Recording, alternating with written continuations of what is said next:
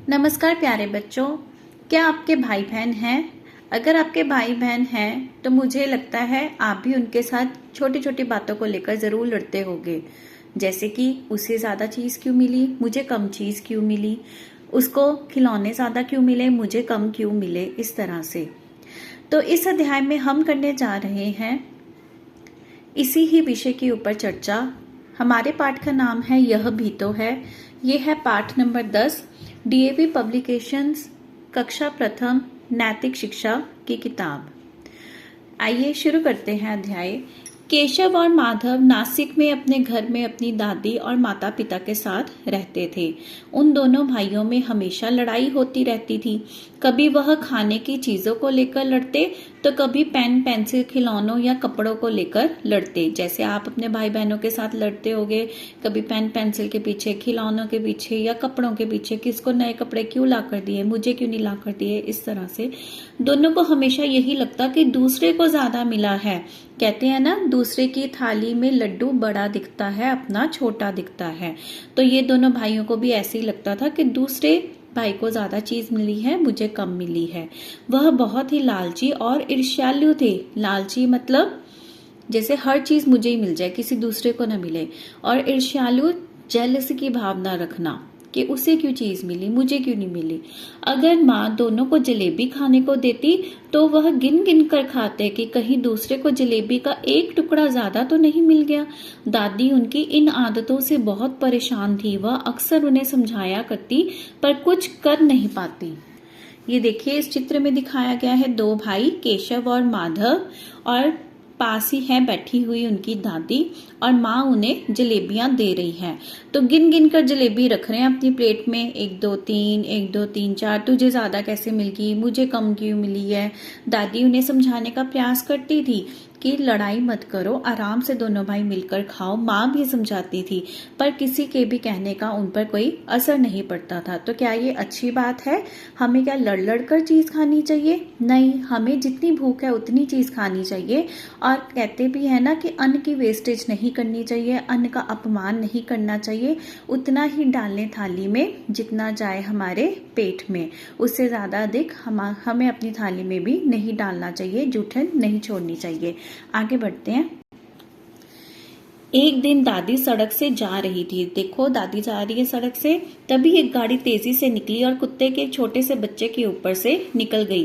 तो ये कुत्ते की माँ बैठी है और पास ही है उसके पिल्ले। एक पिल्ले के ऊपर से तेज गाड़ी निकल जाती है। उस कुत्ते के बच्चे की माँ भागकर आई और बहुत देर तक अपने बच्चे को चाटती रही, क्योंकि माँ की ममता अपने बच्चों के लिए हमेशा ही जागी रहती है।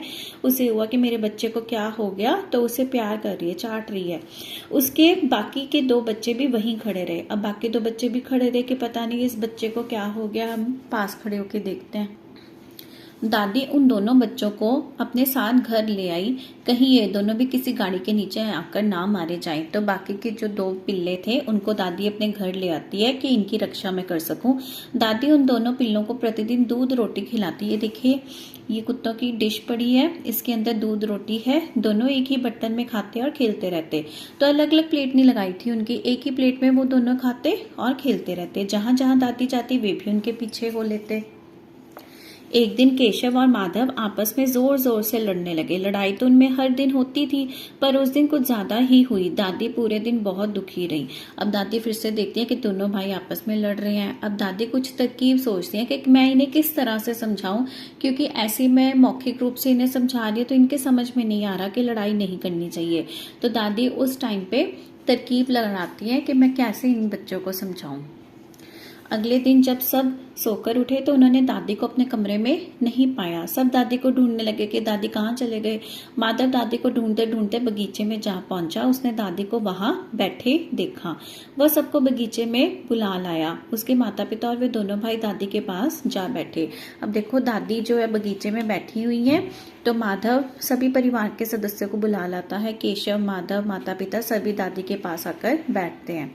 दादी कुछ पंछियों की तरफ इशारा करते हुए बोली, इन पंछियों को देख रहे हो, सब आते हैं, पानी पीते हैं और प्यास बुझते ही वापस उड़ जाते हैं। कोई भी पानी अपने साथ नहीं ले जाता, सिर्फ उतना ही पीते हैं जितनी इनको प्यास होती है। इनमें कोई लालच नहीं है।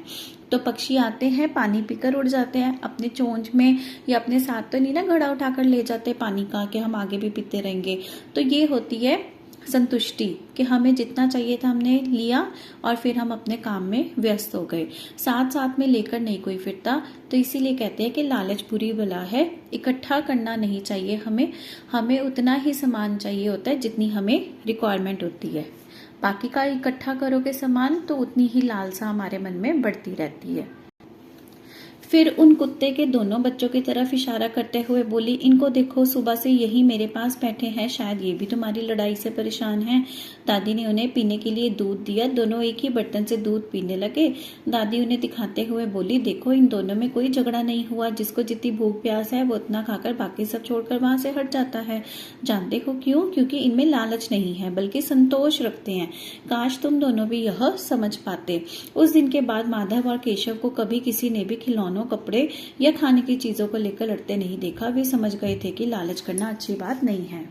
ये देखिए इस चित्र में दिखाया गया है, दादी दोनों बच्चों को एग्जाम्पल देके समझा रही है, उदाहरण देके समझा रही है कि ये कुत्ते के बच्चे दोनों पिल्ले भी जितनी रिक्वायरमेंट है जरूरत के अनुसार ही दूध पी रहे हैं और बाकी छोड़ देते हैं दूसरे पिल्ले के लिए, दूसरे भाई के लिए कि वो पी लेगा, है ना। तो इसी तरह से केशव और माधव के भी दिमाग पर असर पड़ा। उन्हें ये उदाहरण देख के समझ आ गया कि हम तो व्यर्थ ही लड़ते रहते थे, हमें भी इतना लड़ना नहीं चाहिए, उतनी ही चीज चाहिए जितनी उन्हें रिक्वायरमेंट है।